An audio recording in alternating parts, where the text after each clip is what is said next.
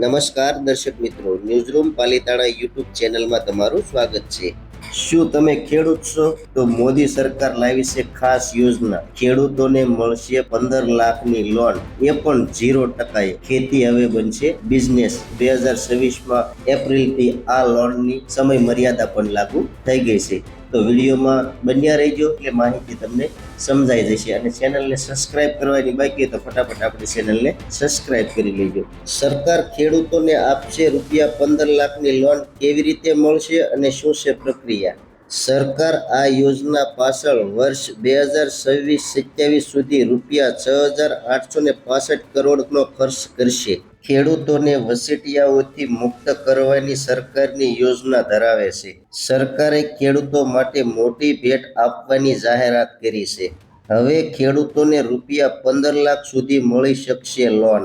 જોકે આ રકમ મેળવવા માટે કેટલીક શરતો છે। આ શરતોને આધારે જ આ રકમ મળી શકશે। તેને પીએમ કિસાન એફપીઓ યોજના 2026 નામ આપવામાં આવ્યું છે। આ સાથે એવું માનવામાં આવે છે કે તેનાથી ખેડૂતોની સ્થિતિમાં સુધારો થઈ શકે છે। સરકાર આ યોજના 2026 સુધીમાં ₹6,865 કરોડનો ખર્ચ કરશે। આ યોજનાનો ઉદ્દેશ શું છે? ખેડૂતોને આર્થિક રાહત પહોંચાડવા માટે કેન્દ્ર સરકારે તેની શરૂઆત કરી છે, જેથી વચેટિયાઓથી મુક્તિ મળી શકે। તેનો અર્થ ફાર્મર પ્રોડ્યુસર ઓર્ગેનાઇઝ એટલે કે ખેડૂત ઉત્પાદક સંગઠન છે।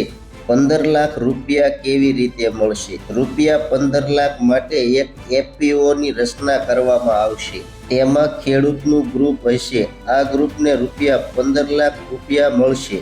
આ ગ્રુપમાં ઓછામાં ઓછા 11 ખેડૂત હોવા જોઈએ। આ 11 ખેડૂતે સંગઠન અથવા કંપની બનાવવી પડશે।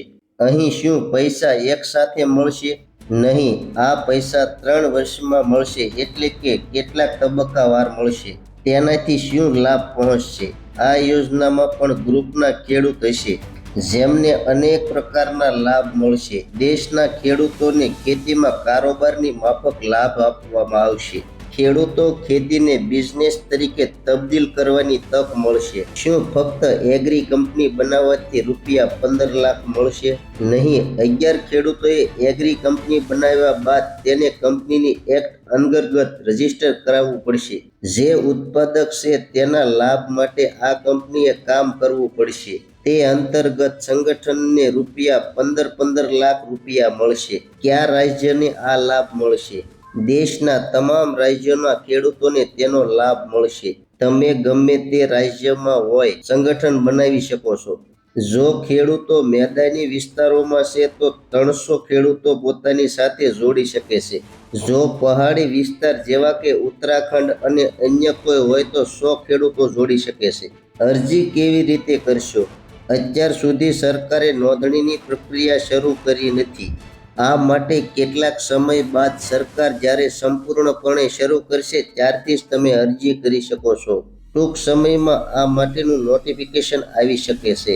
આ હતી ખેડૂતો માટે ખૂબ જ મહત્વની માહિતી। તો માહિતી કેવી લાગી કોમેન્ટ બોક્સમાં કોમેન્ટ કરજો। ચેનલમાં નવા છો તો સબસ્ક્રાઇબ કરજો। હવે મળશું એક નવી માહિતી સાથે। ત્યાં સુધી બધાને જય જવાન, જય કિસાન, ભારત માતા કી જય।